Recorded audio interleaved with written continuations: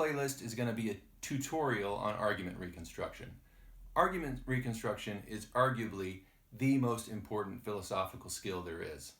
I said arguably. There are other philosophical skills that are very important, but argument reconstruction is crucial. Now, the other day I was listening to a philosophy podcast in which I heard a philosopher say argument reconstruction is something that analytic philosophers do, that analytic philosophers pay attention to arguments, but continental philosophers don't. This, I submit, is the most inane way of cashing out the difference between continental and analytic philosophy that I have ever heard. Everybody makes arguments. It doesn't matter if you're doing continental or analytic philosophy, people are making arguments, and the ability to reconstruct those arguments in a way that is faithful and charitable to the original argument is very important. It's a skill that we all need. And one of the greatest things is it's a skill that we can all acquire. It's something that everybody can do if you just spend some time trying to do it. So I got interested in teaching students how to reconstruct arguments in a really serious way about 3 or 4 years ago. My colleague Peter Dews, who is now retired, took me aside and he said, "Hey Matt, I know you're really interested in teaching students how to develop their philosophical skills. I think what we really need is somebody to work on them with reconstructing arguments, because it seems to be a real weak spot across the board in all of our students." And so I thought to myself, okay, yeah, I'll try that. And I started reading all this different stuff and trying to find what the best resources were for teaching students how to reconstruct arguments. And I started initially with using argument mapping software, which was interesting, and some students really liked it.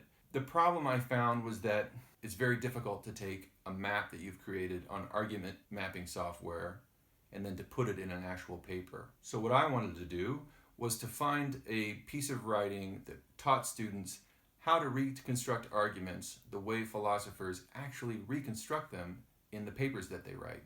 And so I found this great tutorial by Kareem Khalifa. It's really fantastic. I've linked to his entire book. He's got an online open source textbook about philosophical writing.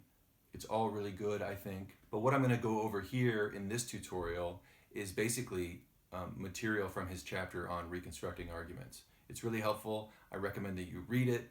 But this tutorial that I'm going to give you now is a self-contained tutorial on how to reconstruct arguments. Now, the last thing I want to say before I start the tutorial is that students initially, in my experience, find reconstructing arguments challenging. You have to take someone's argument and put it in your own words and then map it onto some kind of valid argument structure. It's not easy. Philosophy isn't easy. However, I will say this. After an entire term of engaging this type of activity in a class with me, students have told me consistently, "Hey Matt, this is the most useful thing that anybody taught me during my entire year of philosophy this year." Why? Because they took this skill and they put it into all of their work. They started reconstructing arguments in their essays. They started reconstructing arguments from their readings and using those reconstructions when they gave a presentation about those readings. And no surprise, the instructors loved it, right? Philosophers love it. When you take a complicated piece of text and you boil it down to the basic premises to show the argument that's being made in that text, people all find it very useful. It's not everything, right? Philosophy is much more than reconstructing arguments, of course, but it is an extremely valuable skill, and I think that you'll find that once you get a knack for it, you're going to be using it all the time, and you'll find it very useful, and you'll also find that your instructors really appreciate it. Just to give you one example about how you can use it before I start the tutorial, if you want to talk to your instructor about a paper you're going to write, but they don't have time to read an entire paper, you can present your basic argument from that paper in the form of a standardized argument. And you can send them that, and they can give you feedback on that. And it's a very efficient way, A, to convey what it is that you plan to do, and B, for them to give you feedback on that plan. Point out where the plan looks weak and where you could strengthen it. So this is just basically my recommendation. I think argument reconstruction is one of the most important philosophical skills there is. Students have told me it's one of the most important things that they've learned in their philosophy education with us here at the University of Essex.